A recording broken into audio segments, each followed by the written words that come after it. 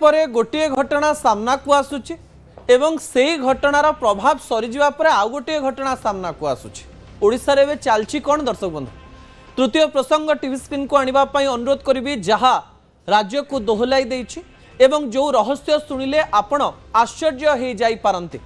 बारंग थानार रहस्य एवं बाहरिला कि सत जो व्यक्ति जनक को आपण टीवी स्क्रीन रे देखुचंती सी मूल लागंती तांकर बयस मध्य कम अटे से विवाह करथिले किंतु एबे एससीबी मेडिकल रे जीवन मृत्यु सहित संघर्ष करुचंती। बंचिचंती ना मरिचंती एकथा मध्य तांक बापा माँ जानी नाहंती। या पछर असल कारण कौन एवं पछरे कौन चर्चा सामना को आसुची से घटना आपणक निकट में रखा जाऊँगी। दर्शक बंधु भिजुआल उपरे आपणकर दृष्टि आकर्षण करे देबा पई चाहिबी। राकेश बेहरा स्त्री तांकु छाड़िकी चलीगले एवं स्त्री जेतेबेले छाड़िकी चलीगले सीधा गले पुलिस स्टेशन एवं कहले जे मो स्त्री छाड़िकी पलैची एवं कुआडे पलैची मु जानी पारुनी। पुलिस इन्वेस्टिगेशन आरंभ करदेला।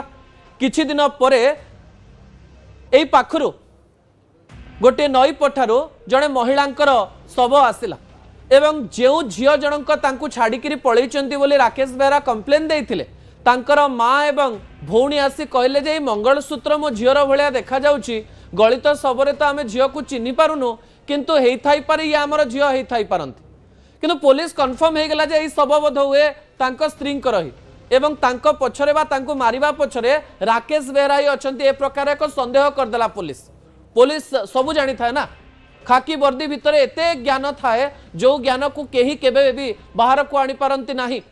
एही समय इन्वेस्टिगेशन बा तदंत आरंभ करदेला पुलिस एवं तदंत रे देखिला जे एई जो स्थान शव मिली से आखपाखे राकेश बेहरा फोन रही। एबे पर्यंत कन्फर्म है ना जे से महिला जनक सतरे तांको स्त्री थिले ना नथिले किंतु पुलिस इन्वेस्टिगेशन करिकरी सीधासलख भाव में एक कथा सामना को नहीं आसला जे राकेश बेहरा तांको मारी थाई पारंती। राकेश बेहरा को पुलिस स्टेशन को डकागला तांको सहित जने ड्राइवर को डकागला फोन रखी दियागला तांको बाहर कर दियागला किंतु राकेश बेहरा को छड़ागला नहीं। अभियोग एया हेची जे तुम स्त्री को तुम्हें मारिच बोली पुलिस कुआडे 3rd डिग्री एप्लाय करिसंती राकेश को पाखरे पाख जंगल को नहीं राकेश को कुआडे प्रबल बाड़ैचंती एवं कहिसंती तू ही तो स्त्री को मारिछु कथारे हाँ रे हाँ भर एवं आलोचना हेउछि जे खिलार बाबू कटक डीसीपी आसिकरी कहउछन जे तांको देह खराब थाई पारे तांको किडनी खराब थिला सेति पई सतरे से पोस्टमार्टम करिसंती सतरे जंती से सबू कथा जानी दे एते कॉन्फिडेंटली कटक डीसीपी एक कथा केमती कहले मते लाज लागुछि। कटक डीसीपी खिलार बाबू आसिकरी गणमाध्यम रे कहउछन तांको देह खराब थिला सतरे जंती से 6 मास वर्षे पूर्व तांको चिन्हितिले एवं से रिपोर्ट तांकर नेकी आस्तिले जे देखंतु सर मो देह खराब अछि डाक्टर पाखु न जाइकरी खिलार बाबू पाखु आस्तिले। एही समय बापा माँ अभियोग करुछन जे आम पुओ को आम जेतेबेले देखिथिलु पुओ कहउतला जे मते प्रबल बाड़ैचंती एवं बाड़े थिवार खबर सामना को आसुवा बेले बारंग थाना पाखरे विभिन्न प्रकार रे मुहामुही परिस्थिति आरंभ होला।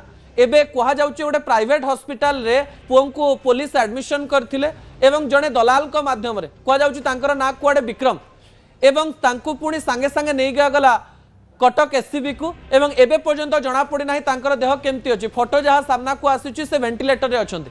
गोटे पिला पुलिस स्टेशन को जाइथिला पुलिस स्टेशन रु सीधा जदि पेट खराब थिला कि किडनी खराब थिला सीधा वेंटिलेटर कथा विश्वास हो नाही। आज्ञा कटक डीसीपी जदि सत कहउचंती ताले सत को प्रमाण करंतु जदि मिछ कहउचंती ताले पुलिस विभाग एवं क्राइम ब्रांच याकू तदंत करू। जड़े माँ तांकर पुओ को हरै रही परिबो नाही जो पुओ भलरे जाइथिला स्त्री को खोजिबा पई से यदि वेंटिलेटर को पळेइबो मार आखिर लुह केमती सुखिबो। दर्शक बंधु जड़े मार कोह को बुझंतु एवं पुलिस तार खाकी वर्दी पछरे अनेक कथा को सत को मिछ एवं मिछ को सत कर दे पारे। जेतेबेले मानविकतार कथा सामना को आसुची पुलिस विभाग मानविकता देखांतु डीजीपी मानविकता देखांतु ए घटनार गोटे बड़ तदंत करंतु एवं ए कथा